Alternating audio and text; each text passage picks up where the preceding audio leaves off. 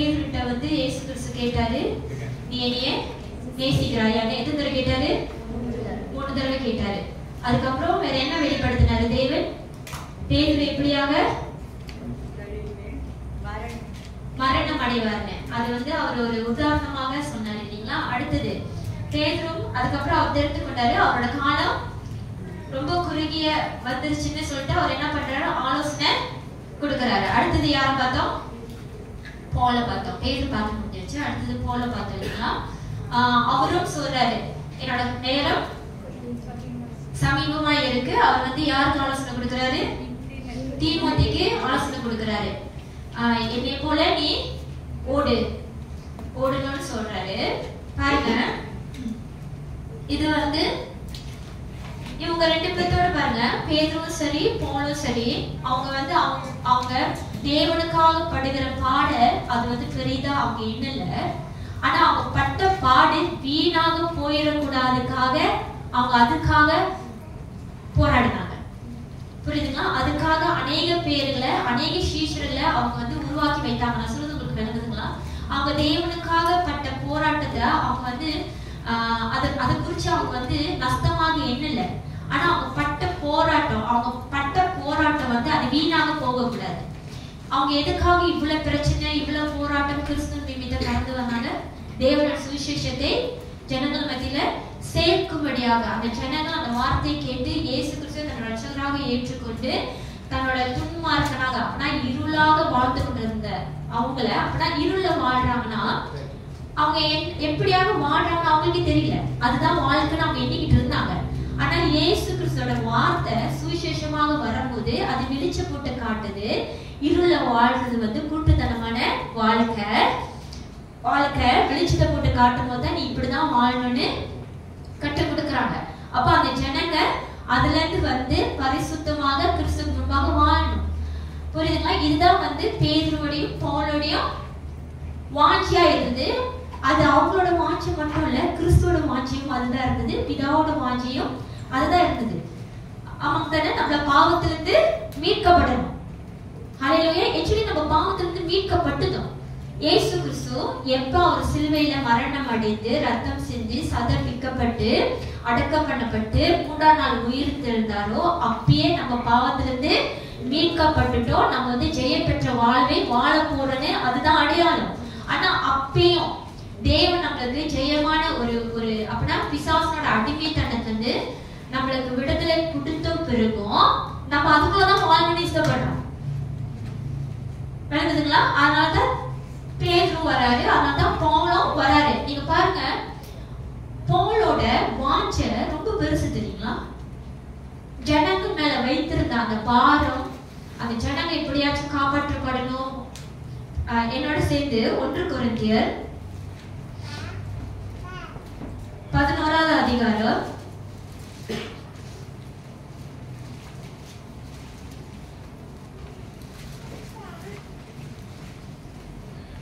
1 கொரிந்தியர் 11ஆவது அதிகாரம் 1வது வசனத்திலிருந்து படிங்க. நான் கிறிஸ்துவை பின்பற்றுகிறது போல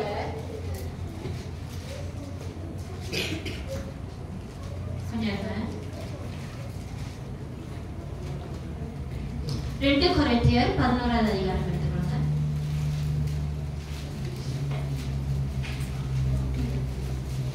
பாருங்க, நீங்க இதுல இருந்து பவுலோட அவரோட ஊழியம், அவருடைய எண்ணம், அவரோட ஓடுதல் வந்து எப்படியாக இருக்குன்னு நீங்க வந்து தெரிஞ்சுக்கொள்வீங்க.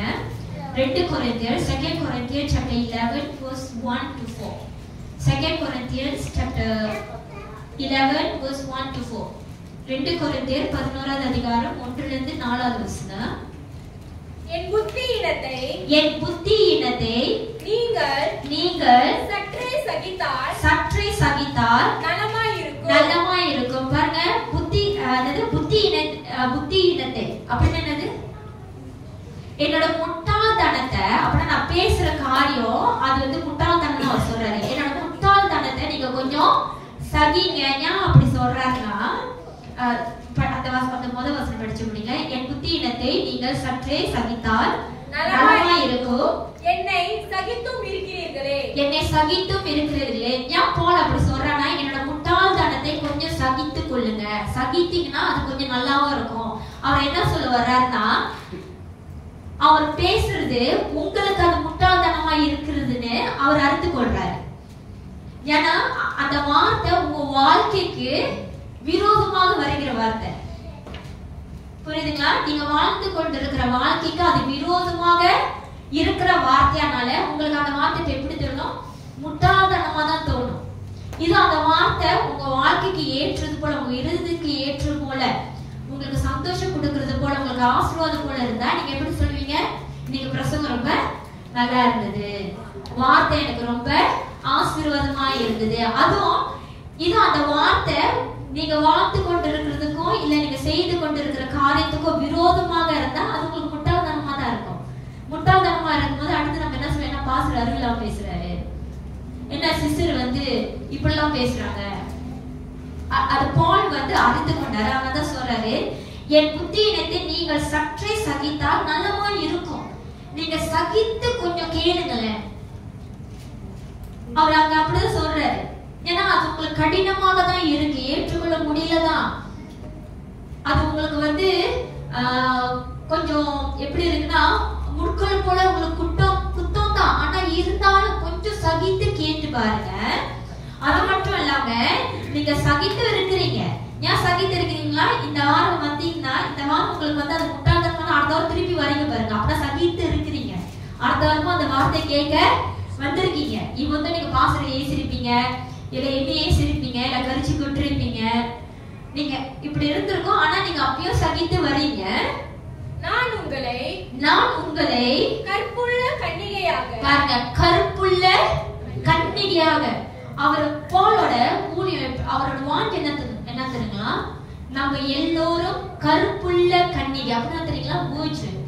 பூஜன் அப்படின்னா வந்து கற்புள்ள ஒரு பெண்ணை வந்து ஒரு ஆண் வந்து ஒரு பெண்ணை கல்யாணம் பண்ண போறாங்க, என்ன விரும்புவாங்க? கற்புள்ளவளா இருக்கணும். அதேதான் ஒரு பெண் ஒரு ஆணை கல்யாணம் பண்ணும் போது என்ன எதிர்பார்ப்பாங்க? கற்புள்ள. இதுக்கு முன்னாடி வேற எந்த ஒரு பொண்ணையும் ஆணையும் தொட்டுக்க கூடாது, அவங்க பரிசுத்தமா இருக்கணும். இதுதான் நம்ம எதிர்பார்ப்போம். ஆமா தானே? இதுதான் அவர் சொல்றாரு. நீங்கள் நான் உங்களை, அவர் சொல்ற போல நானு உங்களை கற்புள்ள கன்னிகையாக கிறிஸ்து என்னும் ஒரே புருஷனுக்கு. நம்மளோட மணவாளன் யாரு? இயேசு. மணவாட்டிங்க யாரு? நீங்களும் நானும் கிறிஸ்துவோடு சேரும் போது கற்புள்ள கன்னிகளாக இருக்கணும். இதுதான் பவுலோட ஊழியத்தோட வாஞ்சையும் பாரமாக இருந்தது. எப்படியாச்சும் உங்களை கற்புள்ள கன்னிகளாக இயேசு கிறிஸ்து என்ற ஒரே புருஷனுக்கு உங்களை ஒப்பு கொடுக்கணும். விளங்குதுங்களா? இது எப்படி நீங்க கற்புள்ள கன்னிகளாக ஆக முடியும்? தேவனோட வார்த்தையினால் தான். நீங்க கேட்க நீங்க பரிசுத்தமாக மாறுவீங்க. உங்களுக்கு இருக்கிற தீமை, நீங்க தேவனோட வார்த்தைய நீங்க உண்மையா கேட்டீங்கன்னா, வாஞ்சோட கேட்டீங்கன்னா, தேவன் என்கிட்ட பேசுறா நீங்க கேட்டீங்கன்னா அந்த வார்த்தை உங்களை பரிசுத்தமாக்கும். அது மட்டும் இல்ல, உங்களுக்கு இருக்கிற தீமை ஒன்னொன்னா விட்டு விலகும். ஹல்லேலூயா. அந்த தீமை உங்களை ஒன்னொன்னா விட்டு விலகும். அதுதான் பவுல் சொல்றாரு, நான் உங்களை, தேவன் உங்களை போல. அவர் என்ன சொல்றாரு? நான் போலாகி நான் உங்களை கற்புள்ள. அப்பனா அந்த ஆத்மாவை அவர் எப்படியாக தன்னுடையது என்று அவர் எண்ணுகிறாரு.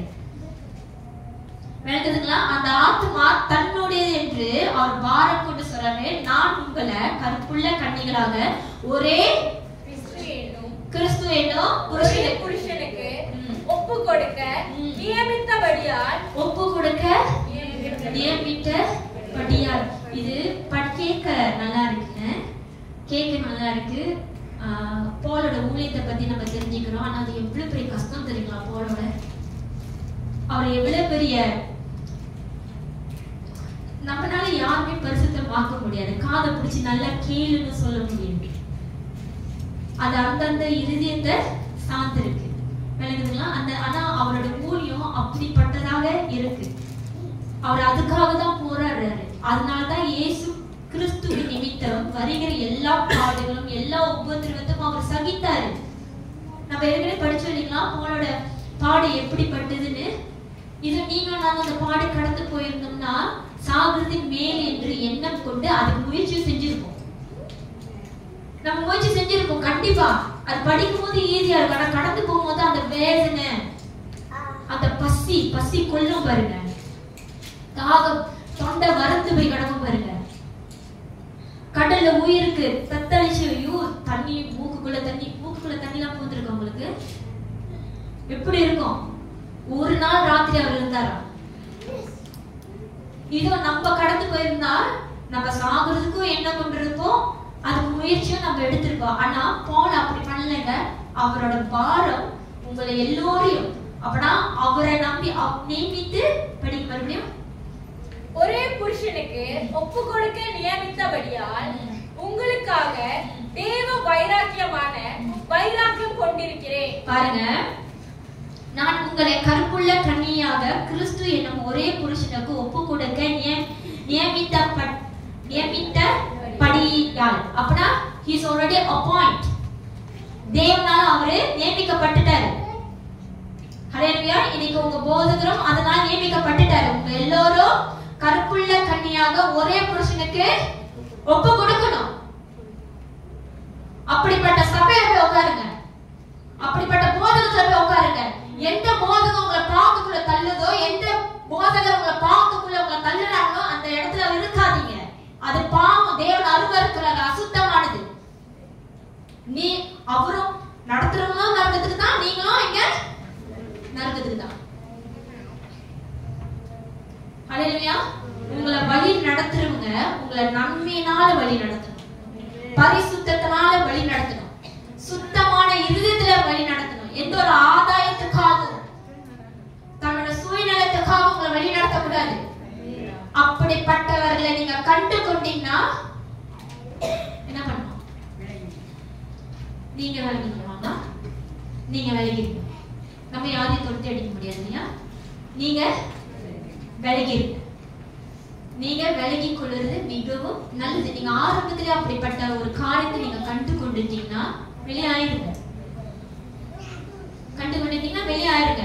இன்னைக்கு போனாதான் சொல்றாரு, உங்களை எல்லோரையும் கற்புள்ள கன்னிகையாக ஒரே கிறிஸ்து என்ற ஒரே புருஷனுக்கு ஒப்பு கொடுக்க அவர் நியமிக்கப்பட்டிருக்கிறாரு. ஹல்லேலூயா. இன்னைக்கு உங்களை எல்லாத்துக்கும் தெரியணும், சபையில இருக்கிற எல்லா போதகர்களுக்கும் கொடுக்கப்பட்ட ஒரு அழைப்பு இதுதான். ஹல்லேலூயா. எல்லா போதகர்களுக்கும் கொடுக்கப்பட்ட ஒரே அழைப்பு இதுதான். உங்களை எல்லோரும் பரிசுத்தராக மாற்றணும். ஆமென். ஆனா இது அவ்வளவு ஈஸி இல்ல, தெரியுங்களா? இது அவ்வளவு ஈஸி இல்ல. ஏன்னா நானே வேதனைப்படுறேன். ஒரு சிலர் என்னோட வார்த்தை கேட்டு விடுதலை ஆகுறாங்க, ஒரு சிலர் என்னோட வார்த்தை கேட்டு துணிகரமா பாவம் செய்யறாங்க. இப்ப நான் எதை குறிச்சு சந்தோஷப்படுறது? நீங்களே சொல்லுங்க. இப்ப விடுதலை ஆனவர்களை குறித்து நான் சந்தோஷப்படுறதா, இல்ல துணிகரமாக பாவம் செய்யறவர்களை குறிச்சு நான் வேதனைப்படுறதா? பவுல் கொரிந்தியர் சபைக்கு எழுதும் போது அவ்வளவு பிரச்சனை அந்த சபையில. எவ்வளவு பிரச்சனை? நிறைய பிரச்சனை, என்ன முடியாத அளவுக்கு பிரச்சனை. அவரோட 1 கொரிந்தியர்ல இருந்து 2 கொரிந்தியர் வரைக்கும் அந்த பிரச்சனைக்கு தீர்வு எழுதுறதுக்கு தான் அந்த அவர் எவ்வளவு பொறுமையா எழுதினார் தெரியுங்களா? அவர்களோட பாவத்தை குறிச்சு அவர் கடிதம் கொண்டிருக்காரு, ஆலோசனை கொடுக்கிறாரு, புத்திமதியும் சொல்றாரு. ஏன்னா அவருடைய பாரம் என்னது? அவங்க பாவத்துல இருக்கிறவங்கள விடுதலை ஆக்கணும், கிறிஸ்துவுக்கு பரிசுத்தராக ஒப்பு கொடுக்கணும். ஏன்னா அவர் நியமிக்கப்பட்டுட்டாரு. இல்லைன்னா யாரு போய் கிறிஸ்துவுக்கு முன்பாக எண்ணிக்கையை கொடுக்கணும்? அவர் தான் கொடுக்கணும். உங்களால் வெளிக்கொள்ள முடியுதுங்களா? நான் உங்களை கற்புள்ள கன்னிகையாக கிறிஸ்து என்னும் ஒரே புருஷனுக்கு ஒப்பு கொடுக்க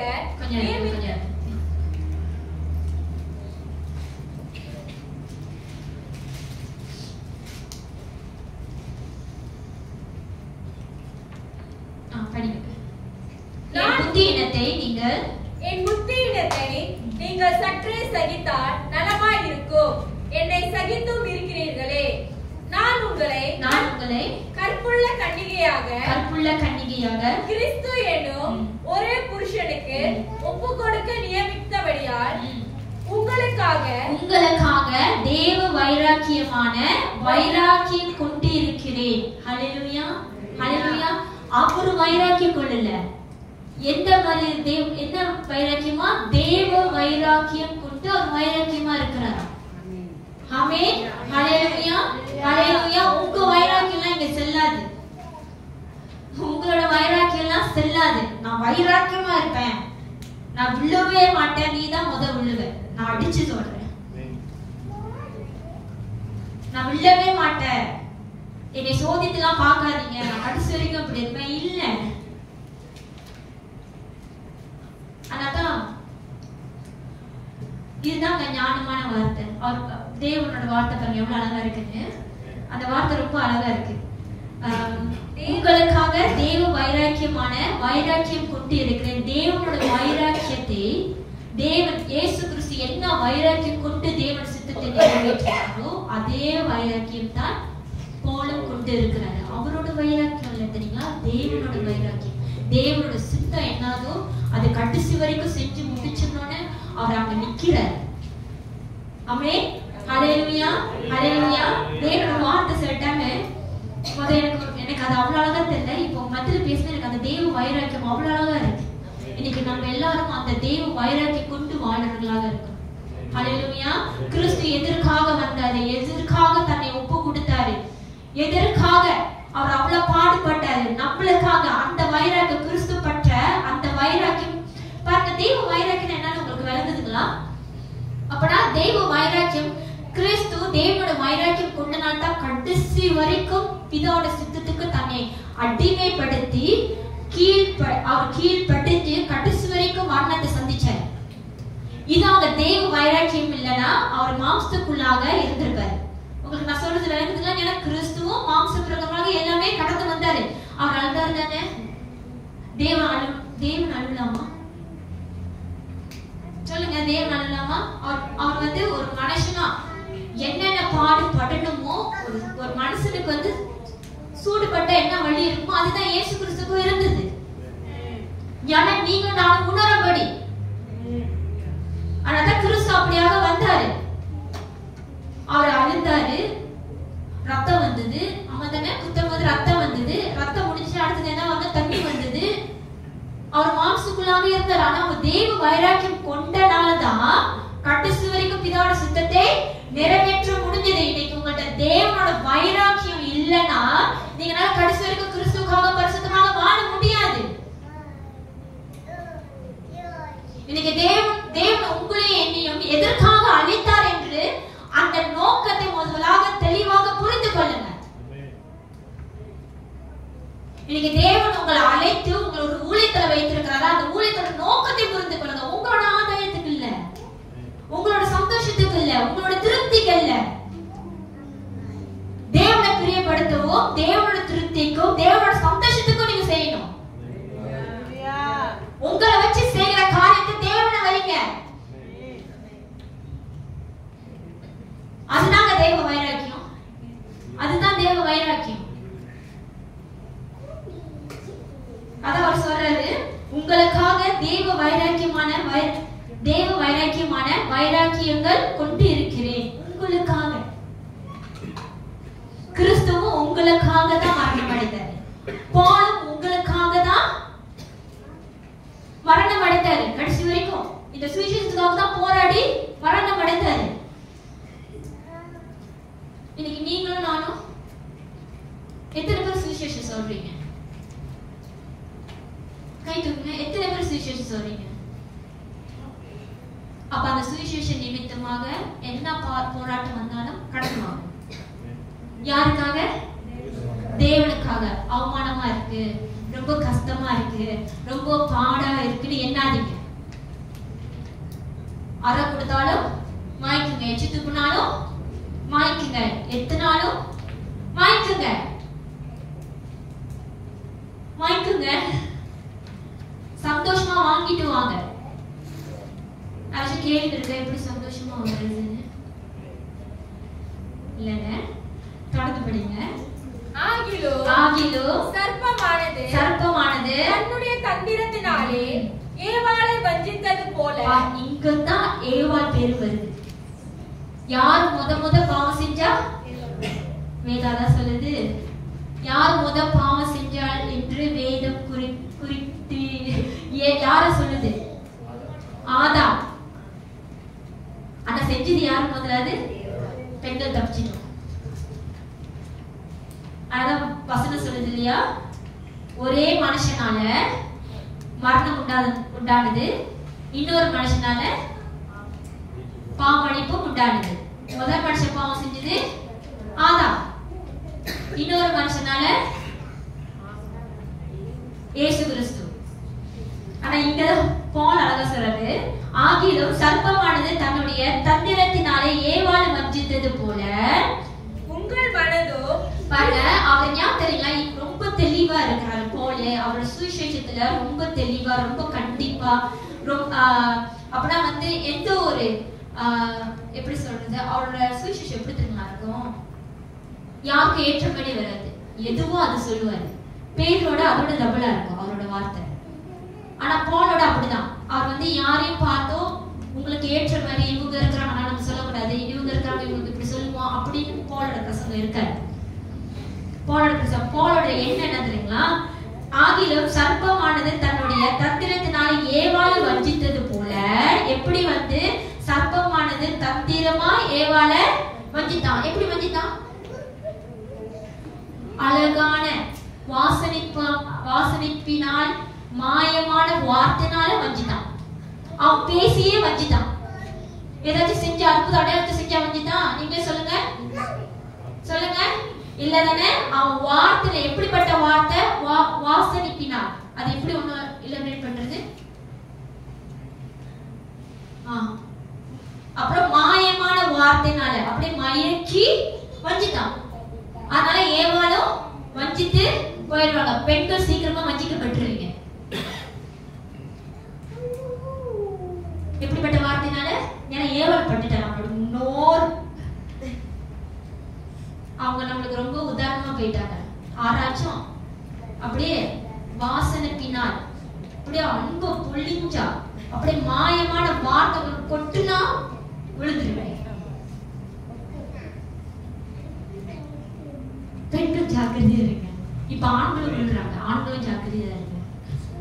சரிங்களா? சோ ஆகிலும் சர்ப்பமானது தன்னுடைய தந்திரத்தினாலே ஏவாளை வஞ்சித்தது போல உங்கள் மனதோ பாருங்க, பவுல் சொல்றாரு எப்படி சர்ப்பமானது ஏவாளை தந்திரமாக வஞ்சித்தாலோ அதே போல உங்கள் மனதோ கிறிஸ்துவை பற்றிய உண்மையை நின்று விலகும்படி கெடுக்கப்படுவோம் என்று பயந்திருக்கிறேன். பவுல் பயப்படுறாரு. இவன் தான் அவர் அவ்வளவு சுவிசேஷத்தை கொரிந்தியர் சபையை ஸ்தாபித்து வரை அவர்தான். அவருடைய வழிபாட்டுக்குள்ள, அவருடைய போதத்துக்குள்ள உருவான அந்த கொரிந்தியர் சபை எங்கடா எப்படி சாத்தான் வந்து ஏவாளை தந்திரமாக வஞ்சித்தானோ, எப்படினால வார்த்தைனால, வாசனைப்பினால, மாயமான வார்த்தைனால எப்படி வஞ்சித்தானோ, வஞ்சிக்க மட்டும் இல்ல, ஏவாளை பாவம் செஞ்சா, விழுந்தா. அதே போல நீங்களும் கிறிஸ்துவோட உபதேசத்துக்கு விரோதமாக வருகிற காரியம், இப்படிப்பட்ட வஞ்சகம் வந்தா நீங்களும் விழுந்துருவீங்கன்னு நான் பயப்படுறேன். அப்ப உண்மையில அப்படிப்பட்டவங்க தான். யார் எது சொன்னாலும் நம்பி இவர்தான் கிறிஸ்து, இங்க ஒரு கிறிஸ்து சொல்லி கொடுத்துட்டு இருப்பாங்க. அப்புறம் வேற ஒரு போதகம் வந்துருச்சா அந்த கிறிஸ்து, ரெண்டாவது கிறிஸ்து நம்புவீங்க. ரெண்டாவது கிறிஸ்து மட்டுமா நீங்க நம்புவீங்க? இன்னொரு உபதேசம் வந்தா மூணாவது கிறிஸ்துவ. இப்ப எத்தனை கிறிஸ்து நம்மளுக்கு? பிதா, சுதன், பரிசுத்த.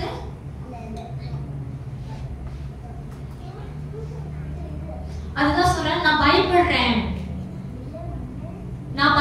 உங்களை வந்து கற்புள்ள கன்னிகையாக ஒரே கிறிஸ்து என்ற புருஷனுக்கு உங்களை நான் ஒப்பு கொடுக்கணும். ஆனா நான் பயப்படுறேன், நீங்க எங்கேயாச்சும் வஞ்சிக்கப்பட்டுருவீங்க. மற்ற உபதேசத்தினால நீங்க வஞ்சிக்கப்பட்டுருவீங்க.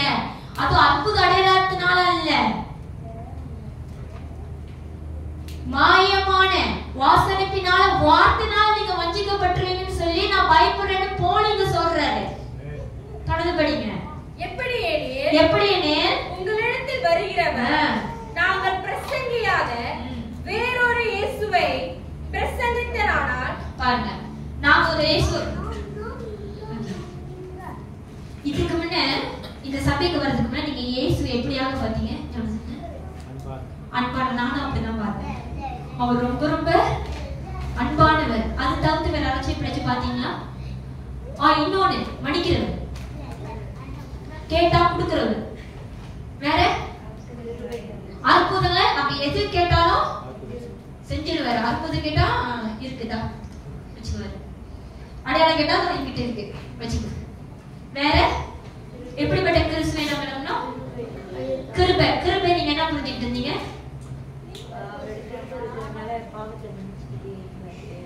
நாமளும் 10 தடவை பாவம் செஞ்சுக்கிட்டே இருக்கலாம். அவர் மன்னிச்சுட்டே இருப்பாரு. நம்ம பாவம் செஞ்சுக்கிட்டே இருக்கலாம். திருப்பி தேவன்கிட்ட போனா அவர் கிருபினால நம்மளை மன்னிச்சுக்கிட்டே இருப்பாரு. வேற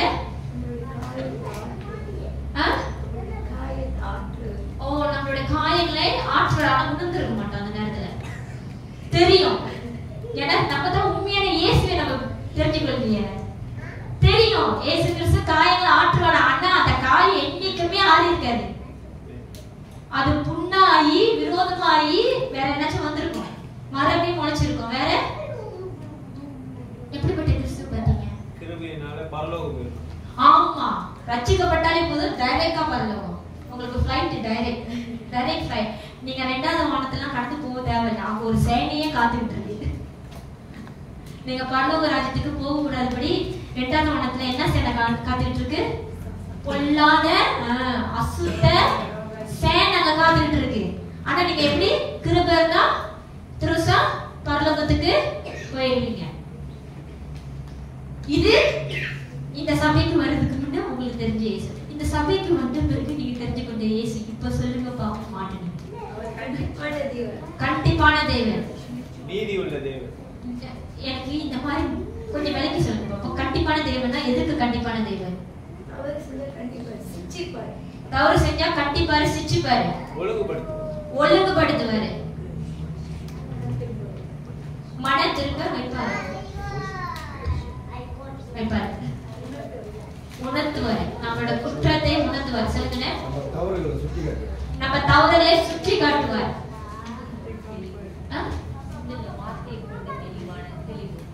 என்ன தெளிவு சிஸ்டர்? வார்த்தை போதிக்கப்படும் போது சிந்தல்ல ஒரு தெளிவு. என்ன காரியத்தை குறித்து தெளிவு வரும்? நம்மளை குறித்து நம்ம கடந்து வந்து தவறான காரியங்கள், தவறான சிந்தனை கொண்டு அது வார்த்தை கொண்டு நமக்கு ஒரு விடுதலை. இது தவறு, இது சரின்னு என்று அந்த ஒரு தெளிவு உங்களுக்கு உண்டாகும். வேற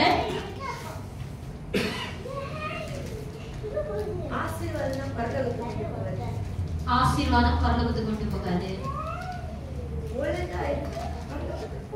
இதுதான் நான் எதிர்பார்த்தேன்.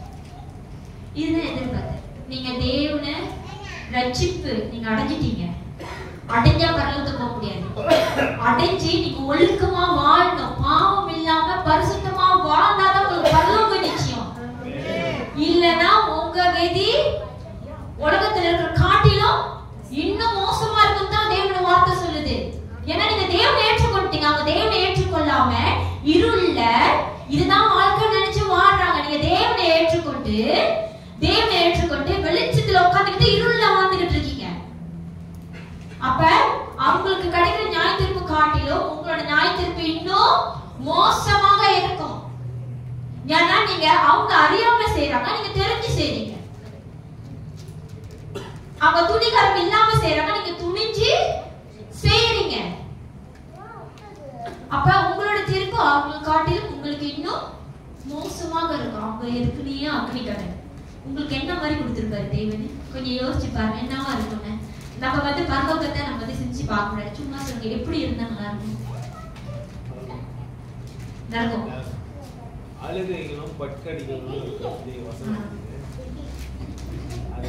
அது நரகத்துல அது வேகிறது ஒண்ணு. இன்னொன்னு அதை நினைச்சு கதறி அழுது இன்னும் அதெல்லாம் நம்ம உலகத்துல பட்டிருப்போம். இல்ல ஏற்கனவே வந்து நரகம் அப்படிதான் இருக்கு போட்டிருக்கு. பற்கடிப்போம் அந்த ஒரு இது. அதுக்கப்புறம் ஒரு என்னது சாமி இல்லாத வேவ கூட மாட்டோம். அந்த அக்னிகள்ல வந்துகிட்டு இருப்போம். இதோட இன்னொரு அது காட்டிலும் நம்மளுக்கு நியாய தீர்ப்பு இன்னும் மோசமா இருக்குன்னு தேவன் சொல்றாரு. எப்படிப்பட்டதா இருக்கும்? இது காட்டி உங்களால யோசிக்க முடியுதா? இல்ல இந்த நரகத்தை காட்டி உங்களால வேற வேற இதோ இந்த கஷ்டத்தை காட்டில வேற கஷ்டம் இருக்கு உங்களால யோசிக்க முடியுதா? முடியல தானே? பற்கடிப்போம், வேதனை, அழுக, கதறல், அந்த அக்னி கடல்லே நம்ம வந்து வெந்து கொண்டே இருப்போம். உருக மாட்டோம். சாகணும்னு நினைச்சாலும் சாக முடியாது. நம்மளோட வாழ்க்கை அப்படிதான் இருக்கும். ஆனா அது காட்டிலும் துணிகரமாக செய்யற உங்களுக்கு எனக்கும் இன்னும் மோசமா இருக்குமா? எப்படி எனக்கு அதே மோசமா தான் இருக்கு, அது காட்டிலும் இன்னும் இருக்கா என்ன சிந்திக்கலாம். தேவன் எதுவும் ஒண்ணு வச்சிருக்காரு. சொல்லுங்க சொல்லுங்க. ஸ்ட்ரைட்டா அதுதான் அந்த மாதிரி துணிகரமா செய்யணும்னா அதுதான் ஸ்ட்ரைட்டா அவர் லைஃப்க்கு கூட துருசா போக வேண்டியதுதான். இன்னைக்கு எனக்கு ஒரு வாய்ப்பு கிடைச்சு நரகம் எப்படி இருக்கு நீங்க உணர்ந்து. ஆமா தானே? நரகம் இப்படிதான் இருக்கும். ஆனா தேவன் சொல்றாரு அந்த நரகத்தை காட்டிலும் நம்மளோட தீர்ப்பு மோசமா இருக்கும். அது தெரிஞ்சோம் நம்ம என்ன பண்றோம்? அப்படியே பாவம் செய்யும். தெரிஞ்சோம் பாவம் செய்யறோம். பாலு அவரோட உபதேசம் அவ்வளவு தெளிவுள்ளதா. யாராலும் இந்த மாதிரி பேச முடியுங்களா? உங்களை கற்புள்ள கன்னியாக ஒரே கிறிஸ்து புருஷன் என்று ஒப்பு கொடுக்கிறதுக்கு நானு நியமிக்கப்பட்டிருக்கேன். இந்த மாதிரி அழகா யாரால பேச முடியுங்களா? நம்மளால அந்த வார்த்தை உணர முடியுது இல்லையா? அந்த பிரசங்கத்தை கேட்டோம். இதுங்க இன்னைக்கு அவருடைய வார்த்தையை எடுத்து நான் இன்னும் உங்களுக்கு தெளிவா கற்றுக் கொடுக்குறேன். இது கேட்டு நம்ம திரும்பலன்னா எப்படி? சில விதமான திரும்பாதுங்க. ஏன் தேவனை காலை அடிச்சு வச்சிருக்காரு. ஏன்னா நீ சில காலத்தை கடந்து போகணும்னு தேவன் உங்களை ஒப்பு கொடுத்துட்டாரு. அது நான் எதுவும் செய்ய முடியாது. நீங்க மெத்தில படிச்சு பாருங்க. என்ன சிஸ்டர் சொன்ன, நீங்க மெத்தில போய் படிச்சு பாருங்க. சில காதுகளை தேவனை அடைத்து வைத்திருக்கிறாரு, சில இருதயத்தை தேவனை கடினப்படுத்தி வைத்திருக்காரு. ஏன்னா நீ அப்ப உன் காது திறந்தாலும் நீ கேட்க மாட்டேன். உனக்கு நல்ல இருதயம் கேட்டாலும் அங்க வார்த்தை போகாது. அப்போ உன்னை சில காலத்துக்குள்ள கடந்து உன்னை வர வச்சாதான் நீ திருந்துவ. அதுக்கு நம்ம தேவன் தட்டிக்கிறவரு இல்ல. நீங்க தாய் கருல உருவாக்குறதுக்கு முன்னே உங்களை அழைத்தீங்க. நீங்க 5 வயசுல என்ன பண்ணுவீங்க, 7 வயசுல என்ன பண்ணுவீங்க, 12 வயசுல என்ன பண்ணுவீங்க, 30 வயசுல என்ன பண்ணுவீங்கன்னு சொல்லி தேவனுக்கு தெரியும். ஹல்லேலூயா. அவருக்கு தெரியும். தெரிஞ்சுதான் எல்லாமே நடக்குது. சிலது சொந்த அது என்ன சொல்ல முடியல, சொந்தமாவே தேடிக்கிறது. அதையும் கடந்து போங்க. தேவன் நினைச்சீங்கன்னா திரும்பி வந்துருங்க. அப்படியே ஹல்லேலூயா. போனோட உபதேசம் அவ்வளவு அழகா இருக்கும். நீங்க அதை நிதானமா படிச்சீங்கன்னா அவ்வளவு அருமையான வார்த்தையை அவர் பேசியிருப்பாரு. அவருக்கு எங்க இருந்து அந்த ஞானம் வந்தது? தேவன் பரிசுத்த ஆவியிலிருந்து தான் அந்த ஞானமே. அவர் அவ்வளவு அழகா பேசுறாரு. ஹல்லேலூயா. நீங்களும் நானும் கற்புள்ளவங்களா இருக்கணும். ஏன்னா கிறிஸ்து கற்புள்ளவராக இருக்கிறார். ஹல்லேலூயா. He is very pure. He is very holy. அவர் ரொம்ப ஹோலியாக இருக்கிறார். அவரை நம்ம திருமணம் பண்ண போறோம்னா நம்ம அவருக்கு ஏற்றது போல இருக்கும். புரியுதுங்களா? நம்ம அவருக்கு ஏற்றது போல இருக்கணும். தொடர்ந்து படிங்க. ஆகிலும் சர்ப்பமானது தன்னுடைய தந்திரத்தினாலே ஏவாளை வஞ்சித்தது போல உங்கள் மனதும் கிறிஸ்துவை பற்றிய உண்மையை நின்று விலகும்படி கெடுக்கப்படுவோம் என்று பயந்திருக்கிறேன். எப்படியெனில் உங்களிடத்தில் வருகிறவர் நாங்கள் பிரசங்கியாத வேறொரு இயேசுவை பிரசங்கித்தரானால், அல்லது நீங்கள் பெற்றிராத வேறொரு ஆவியையோ இது என்னவா இருக்கும்? இவர் இப்ப யாரு சொல்ற, அவர் எதை குறிச்சு பயப்படுறாரு? எப்படி ஏவாள் தந்திரமாக வஞ்சிக்கப்பட்டாலோ அப்படின்னா வார்த்தையினால, வசனத்தினால, மாயமான வார்த்தைனால நம்மளால கண்டுபிடிக்க முடியாது. அது ஒருத்தவங்க நம்மளை ஏமாத்துறாங்கன்னு அந்த வார்த்தைனால நம்மளால கண்டே பிடிக்க முடியாது. சோ அதுக்கு அவர் பயப்படுறாரு. எது? கள்ள போதனை வந்துடும். அப்படின்னா நாங்க பிரசங்கியாத வேறொரு இயேசு. அப்ப வேறொரு இயேசு அவங்க பிரசங்கிக்கிறாங்கன்னா அவங்க என்ன ஆவியை கொண்டு பிரசங்கிக்கிறாங்க? அந்தி கிறிஸ்து ஆவி. வேற என்னென்ன ஆவிலாம் இருக்கு? வஞ்சிக்கிற ஆவி இருக்கு. வேற என்ன ஆவி இருக்கு? பொய் சொல்ற ஆவி இருக்கு. அப்ப வேறொரு ஆவினா இவங்க என்ன ஆவில உங்கள்கிட்ட பிரசங்கிக்கிறாங்களோ அதே ஆவிதான் உங்களுக்கும் கிரியை செய்யும். அதேதான் உங்க ஆவியும் கிரியை செய்யும். அதை நான் முதலே சொன்னேன். சத்தியத்தை சத்தியமா போதிக்கிற இடத்துல உட்காருங்க. ஹல்லேலூயா. அப்படிப்பட்ட இடத்துல உட்காருங்க. அப்படிப்பட்ட போதகர் கூட நில்லுங்க. அந்த போதகர் உங்களுக்கு புரியுற மாதிரி என்ன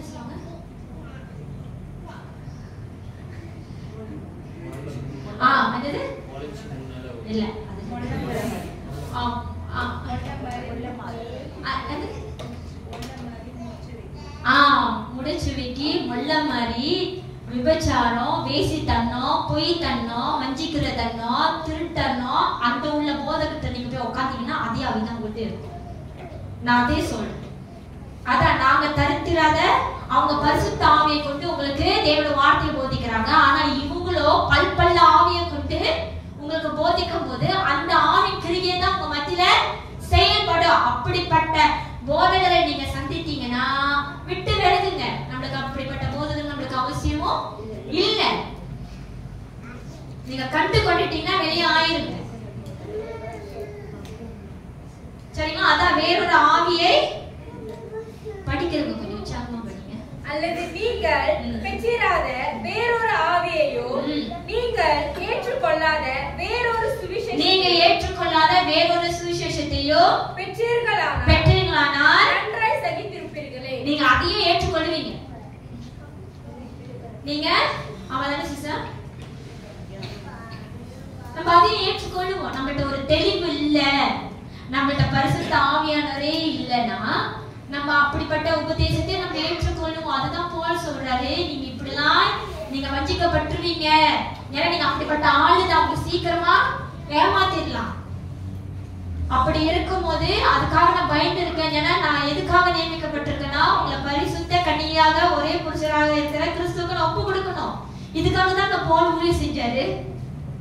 இதுக்காக தான் போல் அவ்வளவு பாடுகளை கடந்து வந்தாரு. இதுக்காக தான். யாருக்காக? கிறிஸ்து நிமித்தம் உண்டு. அடுத்தது உங்களுக்காக. நான் உங்களுக்காக தெய்வ வைராக்கியம் கொண்டு நான் சொல்றாரு, நான் உங்களுக்காக. ஹல்லேலூயா. இப்படிப்பட்ட போதகரை நீங்க பாத்துட்டீங்கன்னா விட்டுறாதீங்க. இப்படிப்பட்ட வழி நடத்துறவங்களை நீங்க கண்டு கொண்டுட்டீங்கன்னா விட்டுறாதீங்க. ஹல்லேலூயா. விட்டுறாதீங்க. அவங்களை பிடிச்சு கொள்ளுங்க. நான் உங்களுக்கு இன்னொரு வசனமும் எடுத்து வச்சிருந்தேன், டைம் கிடையாது. ஆனா இதுல உங்களுக்கு அதான் பால் சொல்றாரு. நான் பழைய வசனத்துக்கு போறேன். பிலிப்பியர், நான் அந்த வசனம் ஒண்ணு முடிக்கல. பிலிப்பியர் 1ஆவது அதிகாரம்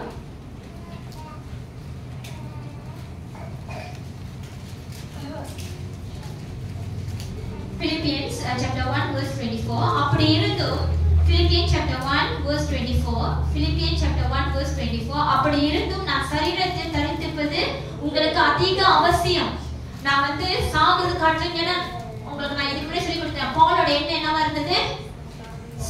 சாவு என்னது? ஆதாயம். நான் சாகுறது தான் எனக்கு நல்லதுன்னு எனக்கு தோணுது. ஆனா நான் உயிரோட இருந்து உங்களுக்கு சுவிசேஷ வார்த்தை போதிக்கிறது உங்களுக்கு இப்ப ரொம்ப அவசியமா இருக்குது. அதுதான் அவர் எண்ணிக்கொண்டாரு. அடுத்தது இந்த நிச்சயத்தை கொண்டிருந்து கொஞ்சம் உற்சாகம். நான் மறுபடியும் உங்களிடத்தில் வருகிறதினால் என்னை குறித்து உங்களுடைய மகிழ்ச்சி கிறிஸ்து இயேசுக்குள் பெருகும் படிக்கு.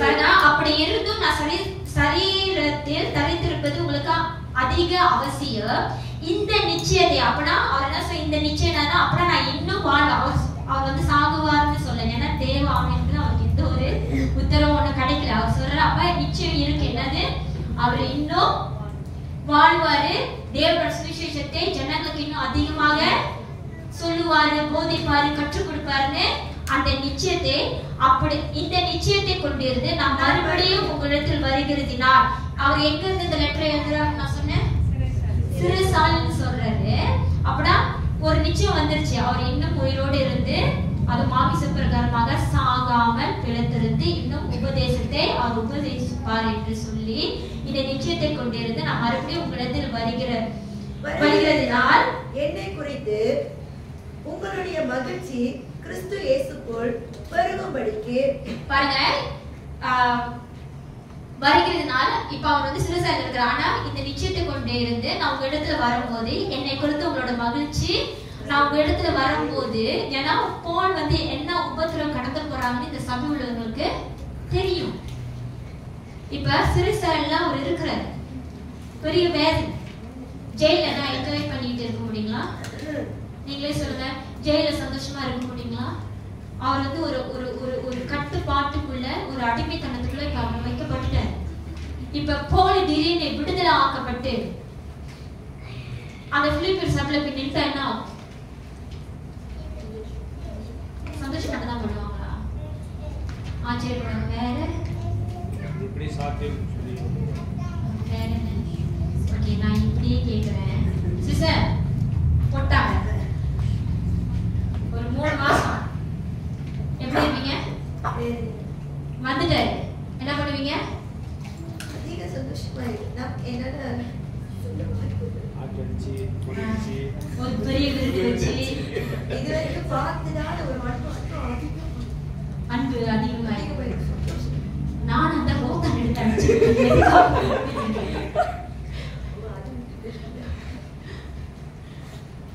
எனக்கு அன்புலாம் ரெண்டு ஃபர்ஸ்ட் விசாரணை. ஓகே, இது கொஞ்சம் சிஸ்டர் இல்ல சிஸ்டர் உங்ககிட்ட கேட்கறேன். போயிட்டாரு உள்ளுக்கு போயிருக்காரு. அவர் தலையை கீழே குடிச்சிட்டாரு போயிட்டாரு. நல்லதுக்காக தான் போயிருக்காரு. சுவிசேஷம் சொல்லி போயிட்டாரு. விடுதலை பண்ணதுக்கு வாய்ப்பே இல்லை சிஸ்டர்.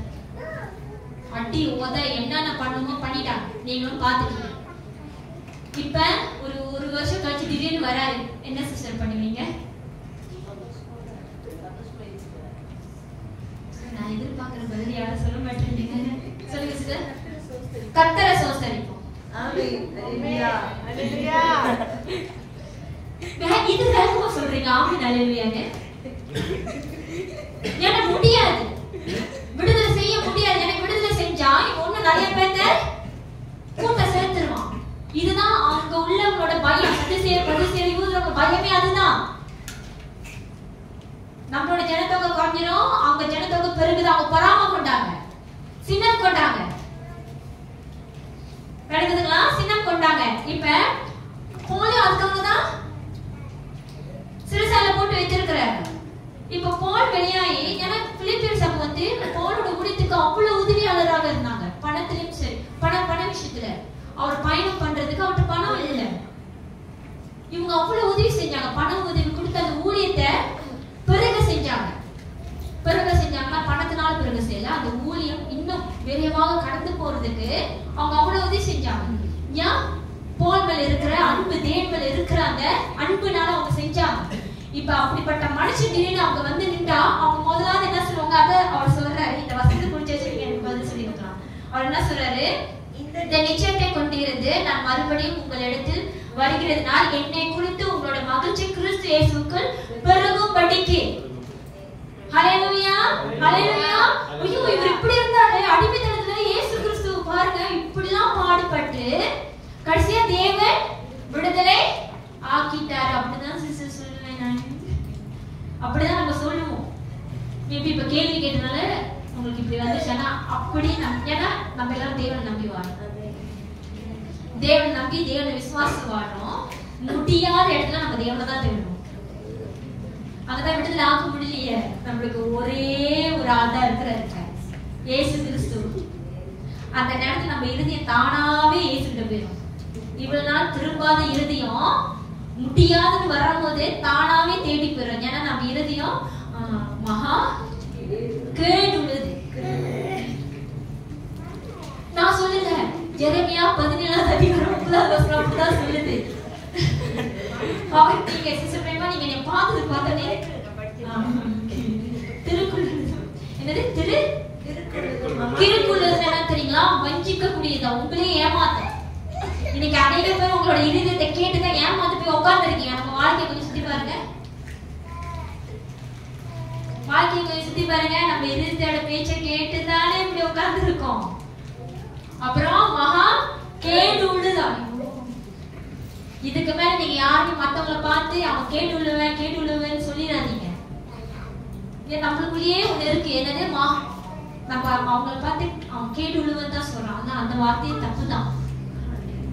ஆனா நம்ம இருதியும் மகா கேடு உள்ளதான். ஃபர்ஸ்ட் நம்மள ஆராய்ந்து திருத்திக் கொள்வோம். அதுக்கப்புறம் மற்றவங்களை என்னமா சொல்லிக்கலாம்னு சொல்லாதீங்க. ஆனா உங்க வீட்டுல உள்ளவங்களை சொல்லுங்க. அப்ப நம்ம சொல்லணும்னா யார் சொல்லுவா? கணவரே மனைவி பிள்ளைங்க நல்லா சொல்லுங்க. நல்ல வார்த்தையால சொல்லுங்க. ஐயோ சிஸ்டர் நல்லா சொல்லுங்க, எனக்கு உங்கள்கிட்டலாம் பேசவே பயமா இருக்கு. உங்களுக்கு புரியுதுக்காக நான் இப்படி சொல்றேன். அப்புறம் இந்த நிச்சயத்தை கொண்டிருந்து நான் மறுபடியும் உங்களிடத்தில் வருகிறதுனால் என்னை குறித்து உங்களோட மகிழ்ச்சி கிறிஸ்து இயேசுக்குள் பெருகும்படிக்கு. ஹல்லேலூயா, ஹல்லேலூயா. நம்ம வாழ்க்கை நடக்கிற எல்லா காரியத்தையும் கிறிஸ்து இயேசுவுக்குள் மகிழ்ச்சியாக ஏற்றுக்கொள்ளுங்க. ஹல்லேலூயா, ஹல்லேலூயா. எனக்கு சொல்லிட்டா கோவம் வரும், நீங்க சுத்தி நடக்கலாம் பார்க்க கோவம் வரும், எரிச்சல் வரும். சொல்லிட்டா ஏசுவேன், அப்ப கொஞ்ச நேரம் சுத்தி இல்லை எல்லாம் நடந்துட்டுதான் தேவன் நீ இதை கடந்து போக வச்சிருக்காருன்னு சொன்னா அவர் எதுக்கு ஏமல் நம்பிக்கை? நானே என்னை நம்ப மாட்டேனே. ஆமாங்க தானே, ஆமாங்க தானே. தேவன் நம்ம மேல சொல்லி நம்பிக்கை வைக்கிறாருன்னு இல்லை, நம்மளுக்கு ஒரு வாய்ப்பு கொடுக்கிறாரு. இதுல நீ பாஸ் பண்ணிடு. ஹல்லேலூயா. நம்ம தேவன் நம்மளை சோதிக்கிறது கிடையாது. தயவு செஞ்சு சொல்லாதீங்க தேவன் நம்மளை சோதிக்கிறாரு. எந்த ஒரு தாய் தகப்பனும் தன்னோட பிள்ளைங்களை சோதிக்க மாட்டாங்க. சோதிச்சு பார்ப்பீங்களா? முடிஞ்சா அந்த சோதனை தப்பித்துக் கொள்றதுக்கு தான் நம்ம உதவி செய்யணும். கரெக்டுங்களா? அந்த சோதனை தப்பித்துக் கொள்றது தான் நம்ம உதவி செய்யணும். நீங்களே மகா கேடு உள்ள இறுதியை வச்சிருக்க நம்மளே இப்படி யோசிக்கும் போது பரிசுத்த இறுதியை வச்சிருக்க அவரு எப்படி நம்மளை சோதிப்பாரு? சோதிக்கிறது பிசாசாங்க. அப்படியே ஆனா அவருக்கு தெரியாம அவங்க எதுவும் செய்ய முடியாது. அவர் கொடுக்கிறாருன்னா உனக்கு அந்த வழியும் கொடுத்துருக்காரு, அதை முதல்ல கண்டுபிடிங்க. அந்த வழியை தப்பித்து கொள்ற வழியை கொடுத்துருக்காரு, அதை கண்டுபிடிங்க. எப்படி நான் கடவுள்கிட்ட தப்பிக்கணும்னு கேட்காதீங்க, அதெல்லாம் தப்பிக்க முடியாது.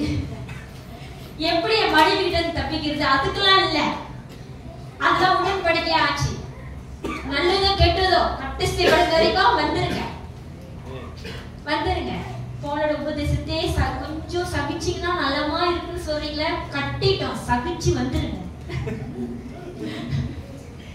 கஷ்டம் தான், வந்துருங்க. எப்படியாச்சும் முட்டி மோதாச்சும் வந்துருங்க. கல்யாணம் பண்ணும் போது போராடுறீங்க தானே? ஆமாங்களா? யாராச்சும் கல்யாணம் பண்றதுக்கு போராட்டம் இல்லாம கல்யாணம் பண்ணிக்கலாம்? எல்லாரும் போராடி தானே கல்யாணம் பண்ணீங்க. கல்யாணம் பிறகும் அது இன்னும் தேவனுக்கு முன்பாக உடன்படிக்கை இல்லை. ஆமாங்க தானே? இது கல்யாணம் பண்ணிட்டீங்கன்னா தேவன் உங்க மத்தியில உடன்படிக்கையாக அவரை வச்சு சாட்சி வச்சு உடன்படிக்கை பண்ணிட்டீங்க. இது தெரியவே முடியாது. உடன்படிக்கை எப்படி துண்டிக்கப்படும்? உடன்படிக்கை நீங்க சுத்தாதான் துண்டிக்கப்படும். எனக்கு ஜோனதனால ஒரு சொத்து நிறைய சொத்து வச்சிருக்காருன்னா அந்த சொத்து எப்போ உங்க பிள்ளைங்களுக்கும் அவர் உயிரோடு இருக்கும்போது போயிருமா? அவர் போனாதான், மரணம் அடைந்தாதான் அந்த சொத்து. புரியுதுங்களா? அதே போலதான் covenant is covenant. அதை நீங்க மறந்துடாதீங்க. தேவன் உங்களை ஆசீர்வதிப்பார்.